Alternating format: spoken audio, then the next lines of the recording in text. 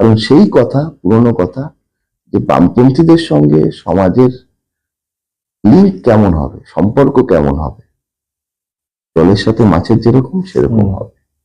মমতা যাবেন না, মমতা ব্যানার্জি যাবেন না তো, এত তো ইডি সিবিআই এর কাছে যাবে না তো। আরএসএস এর কোলে লালিত পালিত হয়েছে তৃণমূল কংগ্রেস। শ্রমিক ভট্টাচার্য তো বলেই দিলেন যে ওদের তো আমরাই তৈরি করেছি। আমিও তো বলবো ওরা বিজেপির ঝান্ডাটা সাইডে রেখে আমাদের সঙ্গে চলে আসুক, কোনো অসুবিধা নেই। ঝান্ডা বিহীন ভাবে যদি সুকান্ত মজুমদার আমাদের মিছিলে আসেন, সিপিএম এর মিছিলে, তাহলে উনি আসতেই পারেন, আমাদের মিছিলে সবাই আসতে পারেন। আমিও তো বলবো ওরা বিজেপির ঝান্ডাটা সাইডে রেখে আমাদের সঙ্গে চলে আসুক, কোনো অসুবিধা নেই। ঝান্ডা বিহীন ভাবে যদি সুকান্ত মজুমদার আমাদের মিছিলে আসেন, সিপিএম এর মিছিলে, তাহলে উনি আসতেই পারেন, আমাদের মিছিলে সবাই আসতে পারেন। জনৈক অভিষেক ব্যক্তিটা কে? ওই যে কালীঘাটের কাকু গলা মিললো, সেখানে যে সিবিআই এর চার্জশিটে জনৈক অভিষেক বন্দ্যোপাধ্যায়ের কথা এলো, সেটা কে? কোন অভিষেক বন্দ্যোপাধ্যায়? সিনেমা করেন, আবৃত্তি করেন, না রাজনীতি করেন? শতরূপ ঘোষ বলেছিলেন, আমরা যেমন মানে বামেরা যেমন লেনিন মূর্তির পাদদেশে মাল্যদান করে, ঠিক তেমন শেতলা মন্দিরে গিয়ে শেতলা মন্দিরের পুজো দেখতেও হবে। কতটা একমত আপনি?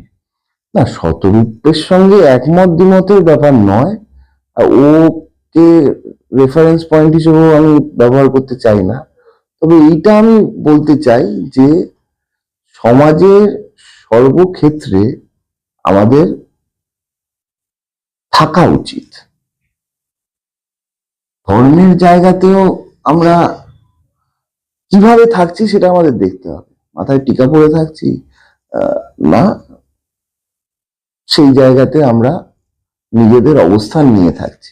সুতরাং আমার কথা খুব পরিষ্কার, অত ডিটেলে না গিয়েও, যে আমাদের মনে হয় যে সমাজের সর্বক্ষেত্রে যেখানে মানুষের আনাগোনা আছে, সাধারণ মানুষের যাতায়াত রয়েছে, তাদের ইনভলভমেন্ট রয়েছে, বামপন্থীদের সেখানে থাকা উচিত। কারণ সেই কথা, পুরনো কথা, যে বামপন্থীদের সঙ্গে সমাজের লিঙ্ক কেমন হবে, সম্পর্ক কেমন হবে, জলের সাথে মাছের যেরকম সেরকম হবে।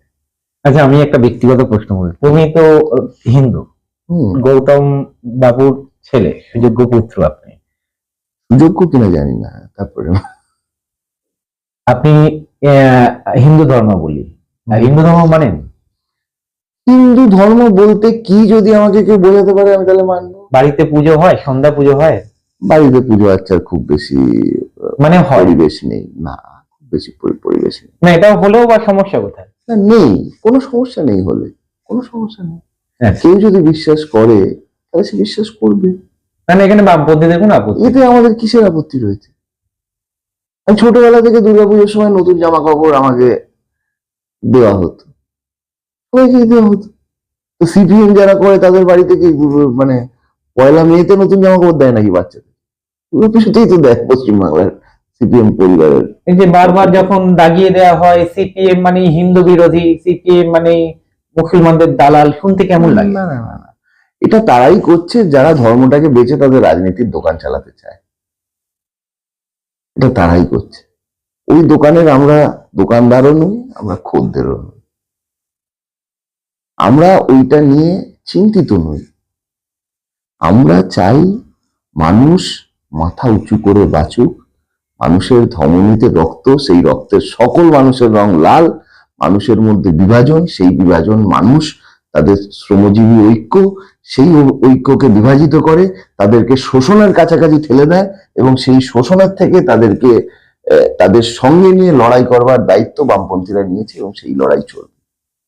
আচ্ছা, সুকান্ত মজুমদার এবং শ্রমিক ভট্টাচার্য যেমন বলেছেন, এবং শুভেন্দু অধিকারীও বলেছেন, যারা বামপন্থী রয়েছেন এই মুহূর্তে আপনারা আপনাদের ঝান্ডাটা সাইডে রেখে নির্বাচনের জন্য বিজেপিকে ভোট দিন। আমিও তো বলবো ওরা বিজেপির ঝান্ডাটা সাইডে রেখে আমাদের সঙ্গে চলে আসুক, কোনো অসুবিধা নেই।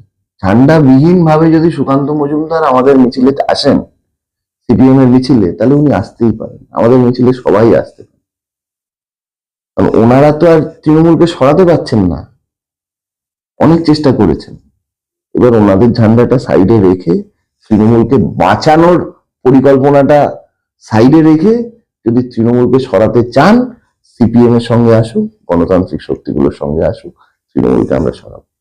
আচ্ছা, এই যে বিজেপির প্রসঙ্গ যখন উঠছে, আমরা দেখতে পাচ্ছি দিল্লির প্রাক্তন মুখ্যমন্ত্রী কেজরিওয়াল জেলে গিয়েছিলেন দুর্নীতির দায়ে। ঝাড়খণ্ডের হেমন্ত সোরেন উনিও জেলে গিয়েছিলেন। মমতা যাবেন না, মমতা ব্যানার্জির যাবেন না ক্ষেত্রে তো। এত তো ইডি সিবিআই এর কাছে যাবে তথ্য না রয়েছে। তো। আরএসএস এর কোলে লালিত পালিত হয়েছে তৃণমূল কংগ্রেস। শ্রমিক ভট্টাচার্য তো বলেই দিলেন যে ওদের তো আমরাই তৈরি করেছি। তাহলে যে শিশুকে যে মা জন্মগ্রহণ করিয়েছে, লালিত পালিত করেছে, বড় হয়েছে, তাহলে সেই শিশুকে সেই মা কখনো কারাগারে আবদ্ধ করবে? করবে না। আচ্ছা, তাহলে শুভেন্দু অধিকারী যখন বিধানসভার সামনে জামাই চোর মমতালিকে বিক্ষোভ দেখায়, সেগুলো কি দেখানো? শুভেন্দু অধিকারী চোর মমতা লিখছেন, আর ইডি চোরগুলোকে ছেড়ে দিচ্ছে, সিবিআই চোরগুলোকে ছেড়ে দিচ্ছে, সেটাও তো মেকি নয়।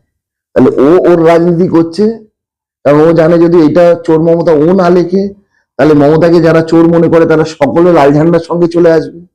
তাহলে ওর বিপদ আর মমতা বন্দ্যোপাধ্যায়ের বিপদ, আর এই দুই রাজনৈতিক দলকে যে রাজনৈতিক শক্তি পরিচালিত করে আরএসএস, তাদেরও বিপদ। সুতরাং ওকে জামায় চোর মমতা লিখতে হবে। আর একই সঙ্গে ও জানে যে যারা চোর তাদেরকে ইডি সিবিআই ধরবেও না। জনৈক অভিষেক ব্যক্তিটা কে? ওই যে কালীঘাটের কাকু গলা মিললো, জামিন পেয়ে গেছে। সেখানে জামিন তো পেয়েছে, সেখানে যে সিবিআই এর চার্জশিটে জনৈক অভিষেক বন্দ্যোপাধ্যায়ের কথা এলো, সেটা কে? কোন অভিষেক বন্দ্যোপাধ্যায়? সিনেমা করেন, আবৃত্তি করেন, না রাজনীতি করেন?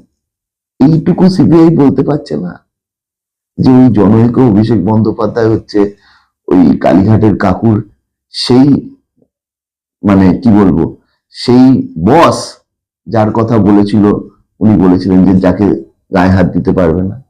সত্যি তো কালীঘাটের কাকু সঠিক হল, জনৈক অভিষেক বন্দ্যোপাধ্যায়ের গায়ে সিবিআই হাত দিতে পারলো না। কেন? কোথায় তাদের সেটিং? তারা করছে সেটিং। কেন পার্থ চট্টোপাধ্যায় গ্রেপ্তার হওয়ার পরে সিবিআই আর কাউকে গ্রেপ্তার করলো না? দুর্নীতির চক্র কি পার্থ চট্টোপাধ্যায় অব্দি ছিল? জ্যোতিপ্রিয় মল্লিক অব্দি ছিল? অনুব্রত মন্ডল অব্দি ছিল? তার উপরে দুর্নীতি যায়নি? কেন থেমে গেল? সেটিং তত্ত্ব শুধু তত্ত্ব নয়, এটা দু চোখে মানুষ দিনের আলোর মতন দেখছে। আমি একটা টেলিভিশন চ্যানেলে গেছি ডিবেটে, তৃণমূল রয়েছে, বিজেপি রয়েছে, কংগ্রেস রয়েছে, রাজনৈতিক বিশ্লেষক রয়েছে। বিজেপির যিনি আছেন তিনি হঠাৎ উত্তেজিত হয়ে 2026 সালে কি কি নিয়ে মমতা বন্দ্যোপাধ্যায় রাজনৈতিক ভাবে তারা আক্রমণ করবেন বললেন। তার মধ্যে 80% হচ্ছে ধর্মের জায়গা থেকে। একবারও দুর্নীতির কথা বললেন না। ওর বলার পরে আমি হাসতে হাসতে বললাম যে তাহলে দুর্নীতির বিষয়টা তোমরা আপনারা ছেড়ে দিয়েছেন বলুন। তাহলে দুর্নীতি আর 2026 সালে ইস্যু নয়। আসলে কেন ইস্যু নয়? কারণ দুর্নীতি ব্যবহার করে যতটুকু ডিভিডেন্ড পাওয়ার বিজেপির হয়ে গেছে। এখন যদি দুর্নীতির প্রশ্ন করে তাহলে মানুষ ঘুরে বিজেপিকে বলবে যে তুমি এত দুর্নীতির কথা কি বলছো? তোমার সিবিআই, তোমার ইডি তো সবাইকে ছেড়ে দিয়েছে।